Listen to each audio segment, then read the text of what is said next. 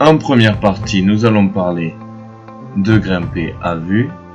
On va aussi pouvoir introduire les notions de schéma moteur et de représentation. Et dans la seconde, nous allons parler de flash, la différence, qu'est-ce que ça nous apporte en plus, en citant un exemple. Ensuite, on va vous parler des affordances et du rôle des synergies neuromusculaires dans une ascension en escalade, ainsi que de l'importance du gainage pour stabiliser son corps dans certains mouvements compliqués.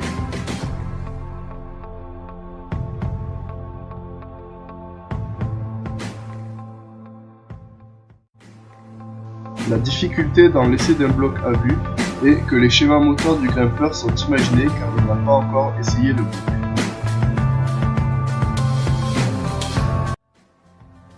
D'après Peu, le schéma définit les caractéristiques générales du mouvement qui doit être organisé en fonction des caractéristiques spécifiques à l'environnement et au but du sujet. On construit donc un nouveau schéma à chaque fois qu'on change de bloc. Le grimpeur n'a jamais vu personne essayer le bloc ou la voie avant lui. Il doit donc s'imaginer les mouvements en lisant la voie par rapport à l'inclinaison des prises de main et à la position des prises de pied. C'est donc une imagination totale des mouvements par rapport à la représentation.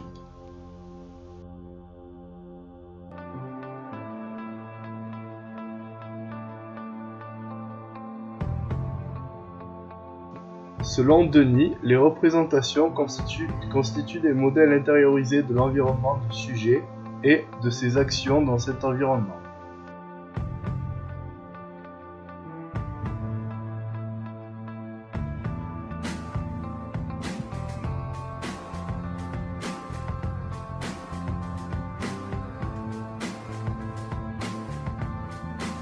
Le grimpeur, en essayant le bloc à vue, va donc créer des représentations mentales de ses futurs mouvements. En le finissant, il saura si ses schémas moteurs étaient adaptés ou si il peut les améliorer.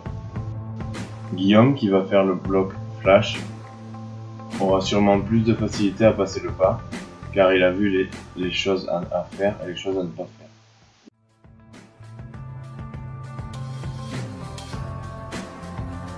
Suite au passage de Thomas, j'ai pu imaginer de nouveaux schémas moteurs pour essayer de passer plus facilement ce pas sans me fatiguer.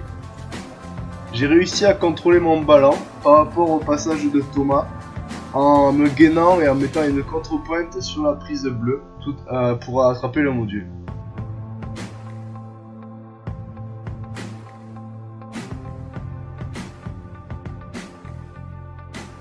Maintenant, nous allons parler des affordances. Ce terme est inventé par le psychologue de la perception James Gibson en 1966. Par exemple, dans cette vidéo, là on voit que je prends une réglette verticale qui n'est pas adaptée à ma condition physique et donc je la lâche. On verra aussi plus tard que Guillaume, au même endroit, il réussit à tenir cette prise. L'affordance dépend donc de la relation de la personne à l'outil.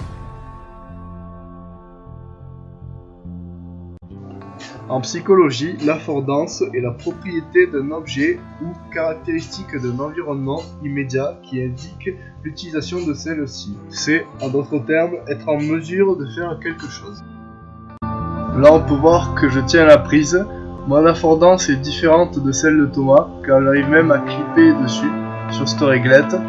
Et c'est parce que j'ai mon positionnement du corps qui est différent et sûrement mieux placé pour arriver à bien la tenir.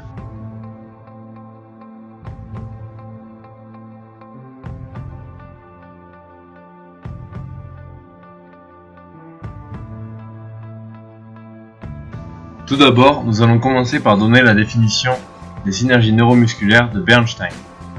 Le concept de synergie neuromusculaire a été élargi par Bernstein en 1967 en un lien nerveux fonctionnel entre différents groupes musculaires importants dans la réalisation d'une activité motrice particulière qui permet de les contrôler comme une entité. Nous retiendrons aussi la définition de Boyles de 1975. Une synergie est un groupe de muscles dont les activités covarient parce qu'ils partagent des signaux afférents et ou efférents.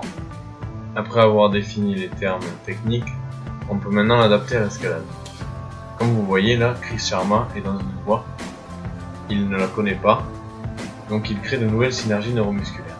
Il arrive à un pas compliqué, il crée une nouvelle synergie pour réaliser ce jeté, et plus il fait se jeter, plus il renforce cette synergie, et donc plus les messages afférents et efférents arriveront plus rapidement et plus efficacement aux muscles et au cerveau. C'est donc en renforçant ces synergies neuromusculaires que lorsqu'on fait une voie ou un mouvement plusieurs fois, on augmente nos chances de le réussir.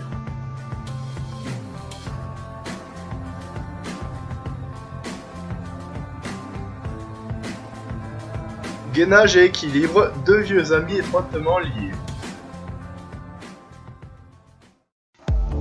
Le gainage et l'équilibre sont étroitement liés car il y a une corrélation entre les deux. C'est-à-dire que pour être équilibré, il faut du gainage et pour être gainé, il faut de l'équilibre.